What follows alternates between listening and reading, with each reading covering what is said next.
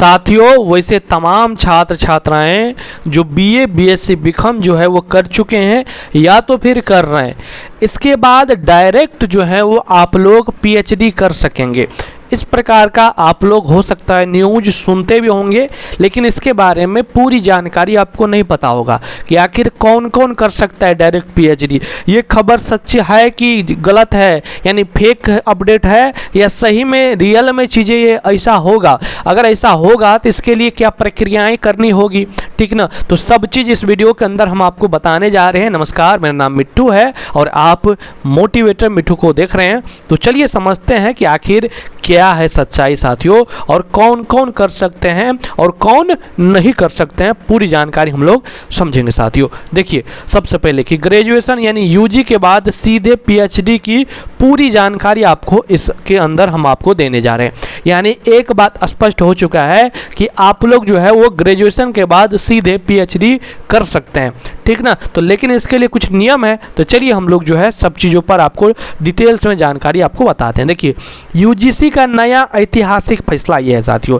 देखिए सीधे शोध का अवसर आपको मिले, यानी राष्ट्रीय शिक्षा नीति एनईपी के लागू होने के साथ यूजीसी ने छात्रों को ग्रेजुएशन के तुरंत बाद जो है वो सीधे पीएचडी प्रोग्राम में प्रवेश की क्रांतिकारी मंजूरी दे दी है साथियों, ठीक है। यानी ये बात 100% रियल है, लेकिन कैसे करना पड़ेगा वो जानिए।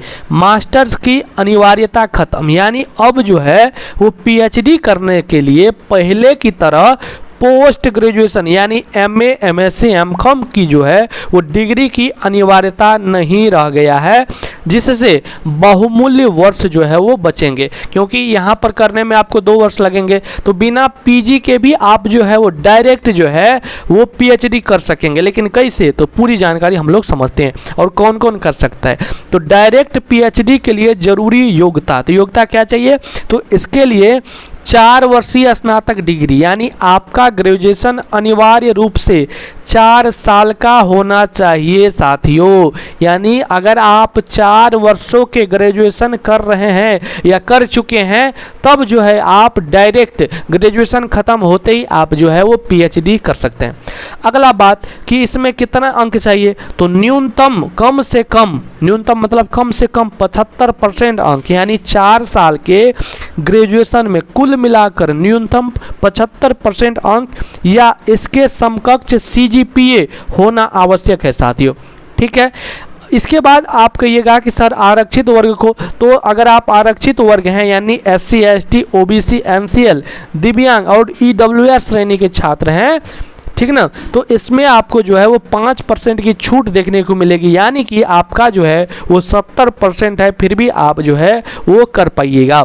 इसके बाद कुछ बच्चे कहेंगे कि सर जो 3 साल वाला ग्रेजुएशन किए हैं उनका, तो उनको जो है पहले पीएचडी से पहले उनको जो है क्या करना पड़ेगा, तो पीजी करना पड़ेगा, जो कि 2 वर्ष का होगा, ठीक ना।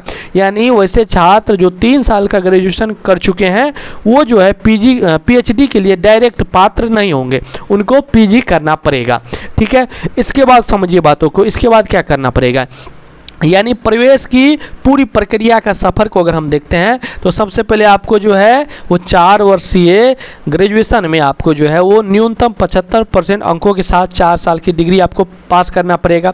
इसके बाद यूजीसी नेट यानी ग्रेजुएशन के मुख्य विषय में जो भी आपका जो है ग्रेजुएशन में मुख्य विषय यानी जो भी मेजर पेपर होगा उस विषय में जो है वो आपको नेट जेरा परीक्षा देनी पड़ेगी, ठीक है। यानी कि आपको नेट या जेआरएफ क्वालिफाई करना पड़ेगा। इसके बाद आपका इंटरव्यू होगा, विश्वविद्यालय द्वारा आयोजित इंटरव्यू में शामिल होंगे आप, और इसके बाद आपका मेरिट लिस्ट में नाम आएगा, फिर आप जो है वो पीएचडी कर पाएंगे साथियों, ठीक है। तो ये रही बात पूरी कि ऐसे ऐसे आपको करना पड़ेगा, ठीक ना। ऐसा नहीं कि हम डायरेक्ट लिखे हैं कि यूजी के बाद डायरेक्ट पीएचडी का मतलब ऐसा नहीं कि आपको जो है यूजीसी नेट भी आप नहीं पास करेंगे। यूजीसी नेट तो आपको पास करने ही पड़ते हैं, बिना इसके तो होता ही नहीं साथियों, ठीक है। तो अब जानिए कि मेरिट और चयन का नया वेटेज आधार की, तो सबसे पहले कि 70% वेटेज जो है वो यूजीसी नेट स्कोर का होगा, ठीक है। यानी आपकी लिखित परीक्षा नेट स्कोर को कुल मेरिट में सबसे बड़ा महत्व दिया जाएगा, और 30% जो है वो आपका इंटरव्यू वाइवा को जो है वो दिया जाएगा साथियों। यानी टोटल 100%, इसके बाद आपका जो है वो मेरिट बनेंगे साथियों, ठीक है।